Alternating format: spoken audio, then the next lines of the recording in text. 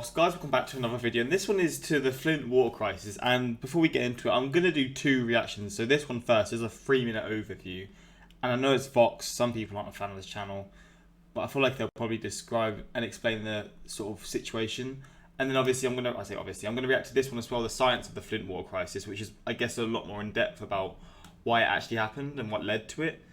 But I mean, yeah, I'm going to react to this one first and then come to this one second. And I mean, yeah, if you just want to see the second reaction, skip that. If you want to just see the first reaction, you could just watch that.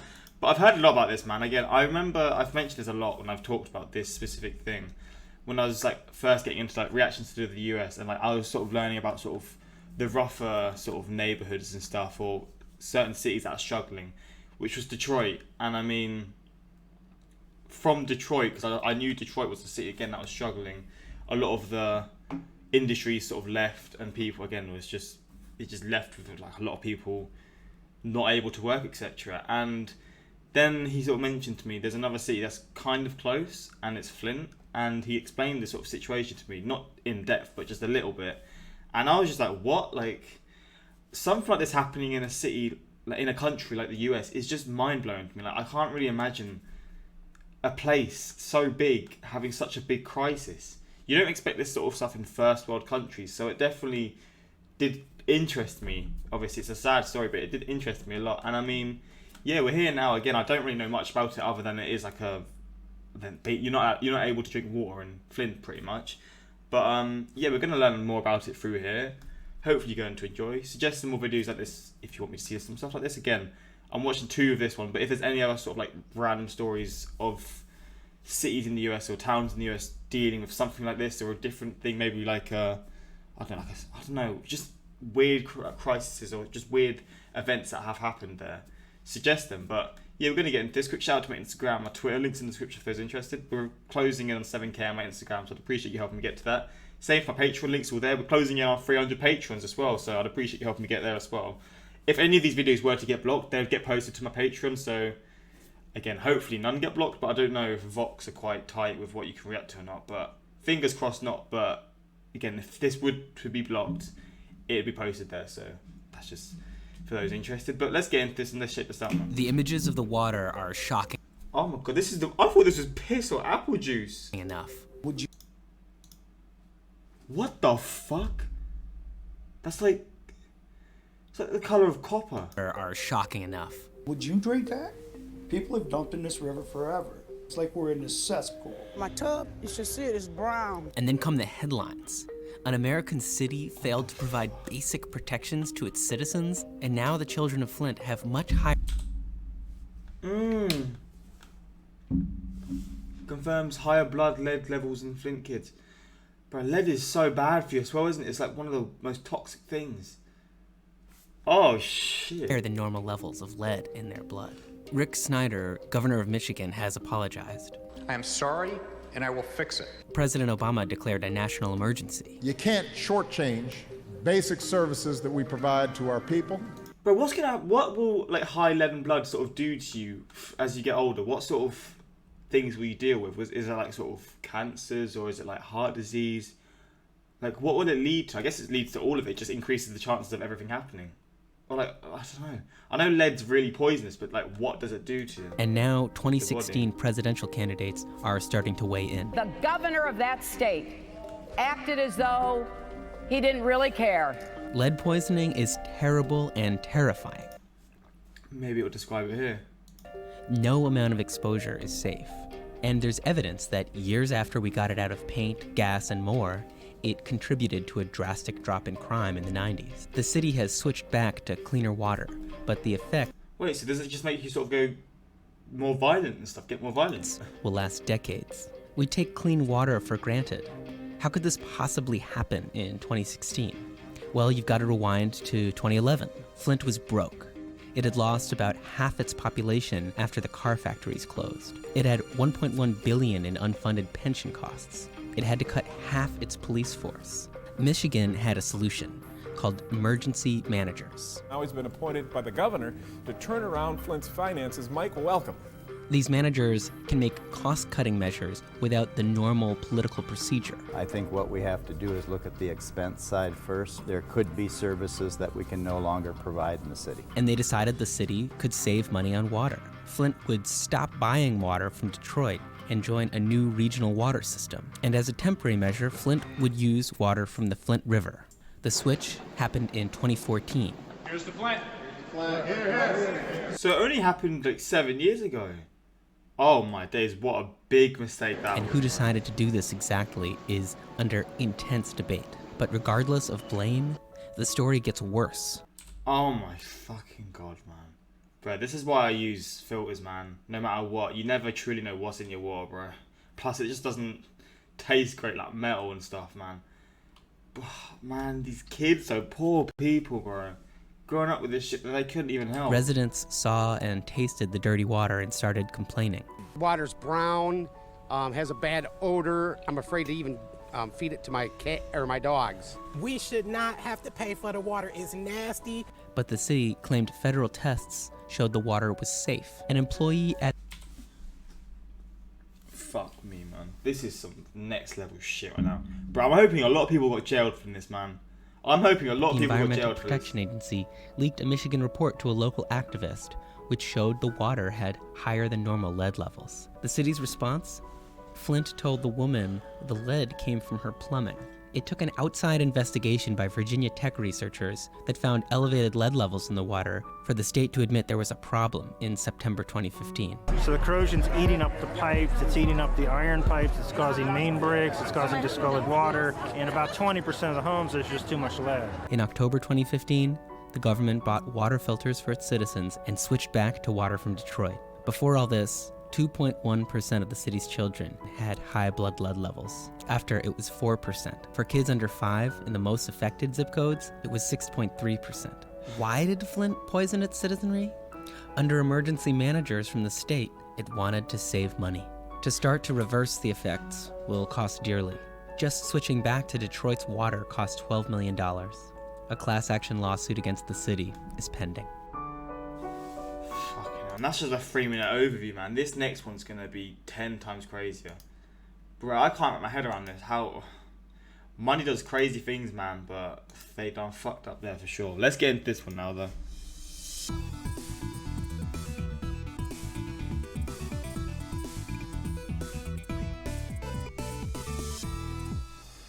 In April of 2014, under the control of an emergency manager appointed by the state of Michigan to help the city through an ongoing financial crisis, Flint, Michigan switched its water supply. For decades, the city's water had been piped in from the Detroit Water and Sewerage Department, which got its water from Lake Huron and treated it. But in April of 2013, the decision was made to build a pipeline and connect to a new system, the Carrignandi Water Authority. This would supply the city with lake water that Flint would treat instead of Detroit, and was estimated to save $200 million over 25 years. In the meantime, as a sort of temporary fix, while the pipeline was being built, water would come in from the Flint River and be treated at Flint's water treatment plant. Now, 4 years after that switch, we know that it damaged hundreds of millions of dollars of infrastructure, caused deadly bacterial outbreaks that killed at least 12 people, and exposed thousands of children to high levels of lead in their drinking water. There are places to learn about the story of how this happened, was covered up, and was eventually recognized,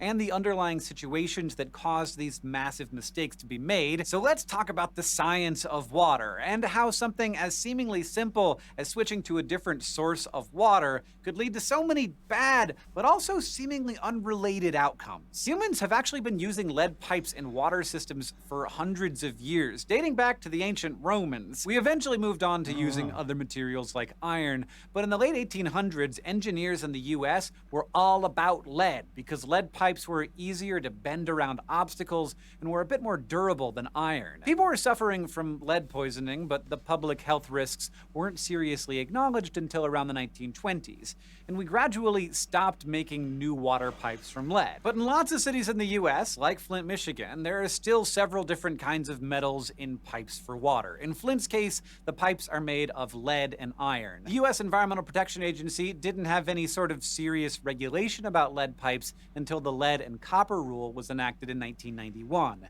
It requires regular monitoring and action plans if old lead pipes start becoming dangerous. So all that to say, lead water pipes are not that unusual. A 2016 study estimates that there are still millions in use. And even though no amount of lead ingested by a human is considered safe, maybe surprisingly, many of these water systems are usually safe. A big part of the reason why is anti-corrosion chemicals in the water, like orthophosphate. Orthophosphate helps lead and some other metal pipes from corroding by forming a compound that makes a sort of protective layer on the inside of the pipe. If that layer is patchy or missing, then electron-stealing chemicals called oxidants, like dissolved oxygen gas, can react with the lead. And when that happens, the lead will dissolve into the water and contaminate it. You've probably heard of that. It's known as leaching. And it's when things get dangerous for people who need this water to drink or shower or do anything with on their bodies. Flint, and it is unclear why, besides possibly cutting costs,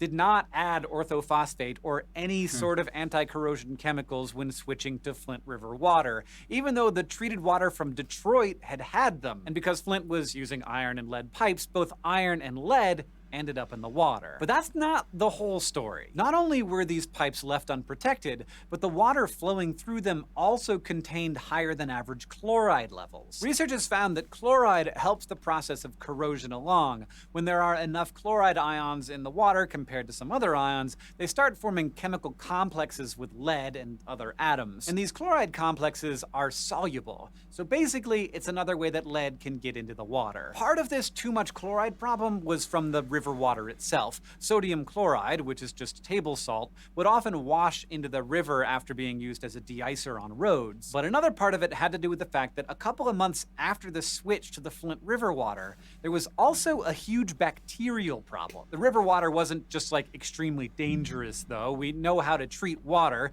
We put in disinfectants like chlorine, which can rip open bacteria or mess with the molecules inside them. But it turns out that chlorine disinfectant can react with metals from corroding pipes, especially iron, to become completely different compounds that do absolutely nothing to control bacteria. So the disinfectants were made useless. Plus more chloride ions. So they had the fucking metals, they had the... They just had everything in this to make it bad, man. It wasn't just the lead, it was other stuff as well, like bacteria. Mate, that is fuck. Imagine drinking this, man. Oh my fucking god. Ended up floating around, which only made the corrosion process worse. And thus, the vicious cycle escalated. By August of 2014, there was a city warning that E. coli and other typically gut-dwelling bacteria, collectively called fecal coliform bacteria, were thriving in the water and could make people sick. The Flint treatment plant upped the amount of chlorine they were using to try to kill off these contaminants, but because the pipes were already corroding, it wasn't working. Not only that, but all this extra chlorine they were adding also reacted with some of the organic chemicals from the river water to form disinfection byproducts called trihalomethanes. And researchers have found trihalomethanes to be linked to health problems and even cancer. So not only was the chlorine turning into a bunch of non-disinfectant chemicals, one of those was potentially a carcinogen. Trihalomethanes in the water quickly swelled to above the national regulatory limit. So to try and fix that problem, the treatment plant added coagulants that would react with the organic matter in the water to help them filter it out. Specifically, they used a chemical called ferric chloride, which took care of the trihalomethanes, but meant they were adding even more chloride to the water. As the pipes got worse and more chlorine was turned into useless compounds, the elevated bacterial levels became deadly. Between April 2014 and October 2015, at least 12 people died and 91 people got sick from an outbreak of Legionnaire's disease, the third largest recorded in US history. Before the switch to the Flint River water, there were only a handful of cases per year. Legionnaire's disease is basically a really intense pneumonia. It's caused by breathing. An intense pneumonia? Isn't pneumonia just intense itself? I mean, fucking hell then. Such a shit. Oh my. In waterborne bacteria that infect the lungs so they get inflamed and lead to other symptoms. This outbreak was caused by a bacterium called Legionella pneumophila, specifically the serogroup 6 strain, which isn't usually detected in the standard urine test for the disease. After some extensive studies, most researchers agree that this chlorine inactivation at least played a part in letting these bacteria flourish. On top of that, some of the experts and investigative journalists think that there could have been more deaths than were officially confirmed because of how tricky it can be to diagnose Legionnaire's disease. Some deaths caused by these bacteria could have been attributed to pneumonia in general and thus not counted. So counterintuitive as it might seem, not adding corrosion control also deactivated the chlorine disinfectant to basically undetectable levels, resulting in tragic loss of life. In addition to all this, though, there was the ongoing problem of metals leaching into the water supply, which we definitely know was because of how the Flint River water was treated. Because of all of these chemical reactions, the process by which lead and other metals got into the water was not slow and constant. Sometimes the pipes would leach metal slowly, but sometimes metal compounds like the protective layer that wasn't being maintained flaked off in little hunks, some of which were even visible to the naked eye.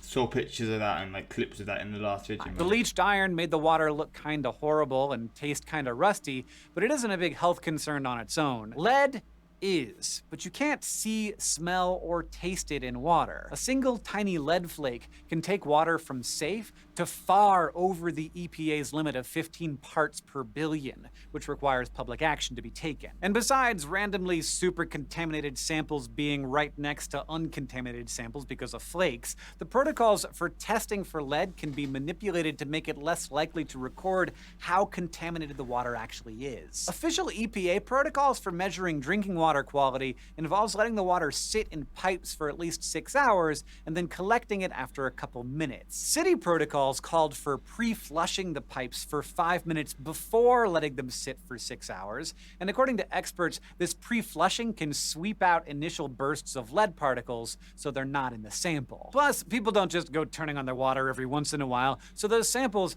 aren't necessarily reflective of what they're using and drinking. Even still, when the city of Flint tested one resident's water in February and March of 2015, they found lead levels at 104 parts per billion and 397 parts per billion. And the limit is 50. Oh my. Far above the EPA's action level. When researchers from Virginia Tech sampled water from the same pipes at low, medium, and high flow rates, they found levels ranging from 220 parts per billion to a whopping 13,200 parts per billion. What? And to be totally clear about how intense this is, a substance with more than 5,000 parts per billion of lead is considered hazardous waste by the EPA. By September 2015, those same researchers had collected and analyzed 252 water samples from various Flint homes. 101 of the samples had more than 5 parts per billion of lead, and they estimated that 90% of homes had a lead level below 25 parts per billion.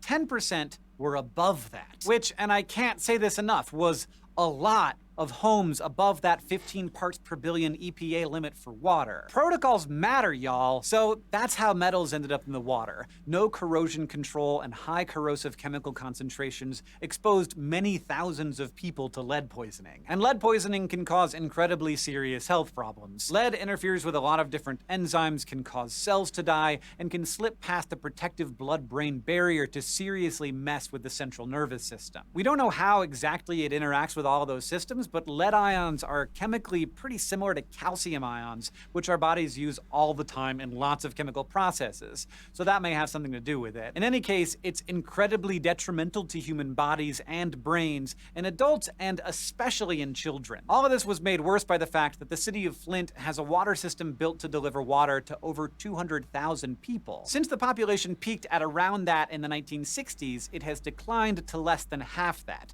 So in some areas, the water moved through some pipes slowly or sat stagnant. As the Flint River water sat in the pipes and the corrosive chemistry did its thing, metal concentration rose, disinfectant concentration decreased, and bacterial growth increased. The city of Flint switched back to piping and treated water from the Detroit water system in October 2015 after 18 months. 18 months. Still 18 months, man.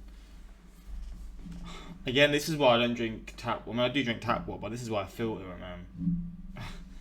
I used to drink it all the time. Oh my god. You never know. I mean, you never know. Any city could have it. It could look so normal. It could taste so normal. I say normal. But like, it could taste how it usually tastes. And then you find out a few years down the line that you're sick. Like, you've just had all this kind of stuff in your water. It's just like, what, man? Obviously here you could tell because some of the water was just different colours, had flakes of metal in it and stuff. But still, man, it's just kind of, I mean, it's just scary. And again, so many people were affected by it. Like, what was it, 12 deaths? 90 people suffered with the pneumonia, or like serious pneumonia. And so many people have, like, I'm gonna guess, have long-lasting effects from it because of the high lead levels in there. Like, you can't explain it, man. And they're adding in extra phosphate chemicals to try to build up that protective layer again. But that doesn't just fix the problem that had escalated over that year and a half. The pipes have already corroded, as have plumbing fixtures and water heaters of many residents. So while the gradual leaching is hopefully going down, metal flakes may still be chipping off. Tests show that lead levels are down, and that's great news. But many residents have also understandably lost faith in the government agencies that are now reporting that the water is safe. The city is now undergoing a massively expensive process of replacing all of its lead pipes. A step that was taken to save money has ended up costing far more money than it could have saved, not to mention lost health and lost lives. The way that science was ignored, unknown, or even misused in this story is a lesson that we all have to live with, and one that we at SciShow hope that we can learn from. Thanks to our patrons on Patreon who... Very good video there, man. I just want to search Flint. Oh. Michigan water crisis. I just can't get over some of these pictures, man. That looks like it looks like this, man, or apple juice or something. How is this water? I can't get my head around this, man. I can't. I just want to see population now, because I feel like this city is probably the same size as like the city that I'm from now. 96,000, but it's going down, right?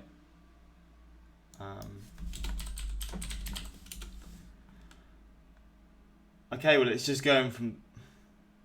Wait, England, Norwich, UK population. If I had to say 143, so it's not much bigger. And I mean, this happening somewhere like here would be like, I just can't imagine it. Like, it's not like a small town. It's a relatively, like, it's an average sized sort of city, or it's a small city, but it's a city kind of thing. Like, it's just mind blowing. I can't really explain it. Thank you for covering this. Flint's water is still not drinkable. So what do people do? Do they just have to get like bottled water and stuff? In 30 years, there's going to be a mini-series called Flint from HBO. Thanks, Hank. I'm the old guy that asked for this a few years back. Imagine my surprise when I saw Yoles Rock. Side note: Flint still doesn't have clean water. This is what happens when you cheat on your tests to get a degree. The real crime was that those responsible for the mess. Really?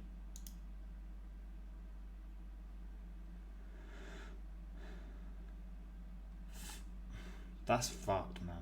I mean, they've been charged now, I think, but is the Flint water?